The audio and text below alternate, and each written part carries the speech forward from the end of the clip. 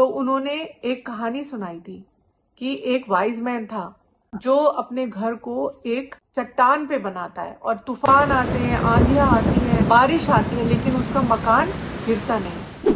हाँ जी बच्चों, आज फिर मैं आपके पास एक नई कहानी के साथ। तो बच्चों, आप ये तो मानते होंगे ना कि हमारे जीवन में उतार चढ़ाव आते हैं, तूफान आते हैं, डर आता है।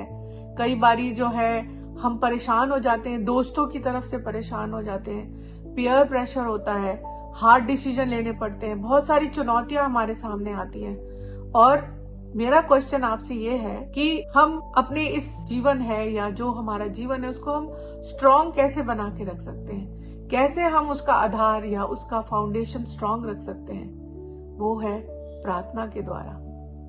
तो प्रार्थना हुआ, बाइबल स्टडी करना हुआ और ओबीडियंस हुई और प्रभु की बातों पे ध्यान से चलना हुआ। तो आइए आज आपको एक लड़की की कहानी सुनाती हूँ जिसका नाम था आर्यन, जो परमेश्वर से बहुत प्यार करता था और संडे स्कूल में रेगुलर जाता था, वर्सेस याद करता था और उसके घर में भी प्रार्थना होती थी, बाइबल स्टडी होती थी। उसके माँ बाप उसको वचन के द्वारा गाइड करते रहते थे और वो खुद भी प्रेयर करता था, वचन से पढ़ता था और पढ़ाई में भी बहुत अच्छा था। सारी क्लास में उसको सब लोग बहुत मानते थे। और एक बार क्या हुआ ना बच्चों कि उसके घर में कुछ प्रॉब्लम थी, तो वो पढ़ाई नहीं कर पाया और दूसरे दिन अचानक से टीचर ने एग्जाम ले लिया और मैथ्स का एग्जाम। तो जब पेपर उसके पास आया तो वो कुछ सम सॉल्व ही नहीं कर पाया। तो वो बहुत परेशान हो गया। उसको लगा कि सब लोग मेरे पे हंसेंगे, मेरी सारी रेपुटेशन खराब हो जाएगी, घर में मेरे परिवार वाले परेशान हो जाएंगे और क्या करूं, मुझे समझ नहीं आ रहा था। उसके साइड में उसका एक दोस्त बैठा था जो उसका बहुत जिगरी दोस्त था। उसने उससे कहा, आर्यन तू क्यों परेशान है, तू सम सॉल्व नहीं कर पा रहा, ले मैं अपना पेपर खोल देता हूँ, कोई नहीं देख रहा, तू मेरे पेपर से उतार ले, चीटिंग कर ले। तो आर्यन को बड़ा अच्छा लगा। उसने कहा चलो एक बार ही कर लेता हूँ और एक बार ही करूंगा, फिर नहीं करूंगा। तो उसने फिर उसके ध्यान में आया, यार कोई नहीं देख रहा लेकिन परमेश्वर तो देख रहा है। तो वो थोड़ा सा झिझका और उसको याद आया बाइबल की बातें। उसकी मैम ने स्कूल में बताया था कि पर जीसस जब इस दुनिया में थे तो उन्होंने एक कहानी सुनाई थी कि एक वाइज मैन था जो अपने घर को एक चट्टान पे बनाता है और तूफान आते हैं, आंधियां आती हैं और बारिश आती है, लेकिन उसका मकान गिरता नहीं। तो उसने परमेश्वर ने मत्ती 7 के 24 से 28 में बोला है, जो कोई मेरी बातें सुनकर उन्हें मानता है वह उस बुद्धिमान मनुष्य की नाई ठहरेगा जिसने अपना घर चट्टान पर बनाया।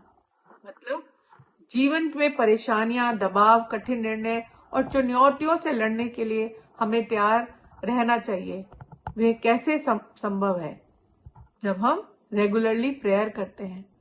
तो उस लड़के ने जब ये सब सुना था तब उसको वही सारी बातें ध्यान में आने लगी कि हमें ये सब करने से पहले सोचना चाहिए।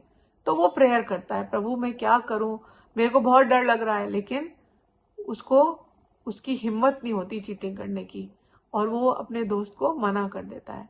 और फिर भी उसके अंदर बहुत तूफान चलता रहता है कि अगर एक ही बारी तो करूंगा, फिर नहीं करूंगा और फिर पढ़ के मेहनत करके पढ़ूंगा। फिर वो अपने दोस्त के पेपर की तरफ देखता है, लेकिन फिर उसको डर लगता है कि परमेश्वर नाराज हो जाएंगे। और बच्चों पता है, वो इतना दृढ़ता के साथ उसने अपने उसके फाउंडेशन प्रिंसिपल्स के ऊपर थी कि वो अपने दोस्त को मना कर देता है और वो चीटिंग नहीं करता। और उसका दोस्त उससे बहुत नाराज हो जाता है, कहता है मैं तो तेरे को हेल्प करने चला था और तूने मुझे मना कर दिया। लेकिन बच्चों, उसका दोस्त भी नाराज हो गया और जब पेपर मिला तो वो फेल भी हो गया। लेकिन पता है उसके अंदर एक कितनी खुशी थी, एक जॉय था कि मैंने परमेश्वर के को लज्जित नहीं किया, मैंने उसकी आज्ञाओं को माना। और वो अंदर से बहुत खुश था और बहुत विजयी जैसा महसूस कर रहा था। उसको याद आया कि मेरा जो घर है, जो मेरा ये कैरेक्टर है, ये चट्टान पे बना है। कि देखो, शैतान ने कोशिश करी या ये हुआ कि मेरे पास ऑफर आया चीटिंग करने का, लेकिन मैंने नहीं किया और परमेश्वर ने मुझे विजयी किया। तो वो चुपचाप से अपने दोस्त के पास जाता है, बड़ी पेशेंस के साथ।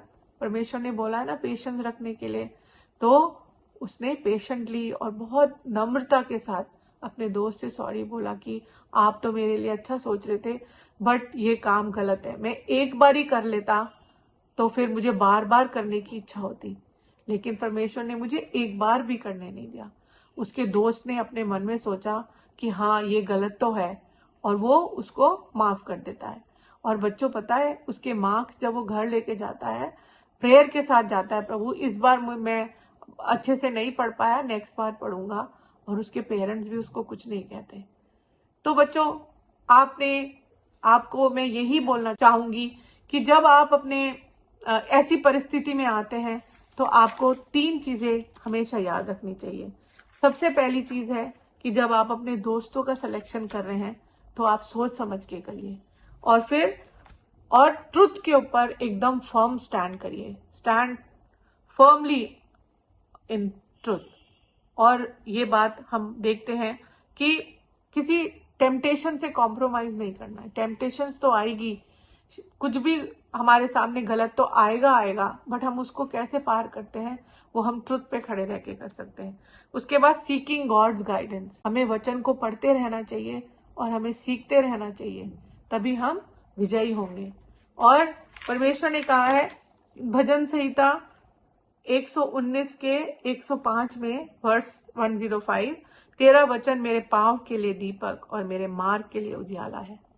तो बच्चों वचन पढ़ते रहिए, सीखते रहिए और अपने जीवन में अमल करते रहिए, तभी प्रभु जो है वो आपको हर एक टेम्पटेशन से निकालेगा।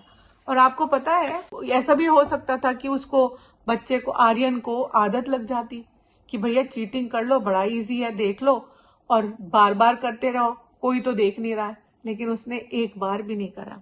उसके बाद उसकी जो कॉन्शियस थी वो उसको प्रिक करती रहती, ओके, ये कहती रहती कि अरे तूने गलत किया, परमेश्वर की दृष्टि में ठीक नहीं है। फिर और बहुत सारे बातें जो आती सामने, जैसे कोई भी गलत चीज आती तो वो उसमें पढ़ सकता था, लेकिन उसने एक बार भी नहीं किया। तो कुछ भी करने से पहले 4 बार सोचो कि ये परमेश्वर को अच्छा लगेगा कि नहीं। तो बच्चों आज के लिए इतना ही। परमेश्वर के साथ बने रहिए और प्रार्थना और बाइबल पढ़ना और अपने माँ बाप की बातों पे अमल करना, यही करने से आप सब चीजों से बचे रहेंगे। So bye for now, thank you so much. और नीना आंटी आप सब से बहुत प्यार करती हैं। आप सब खुश रहिए। Bye for now, see you.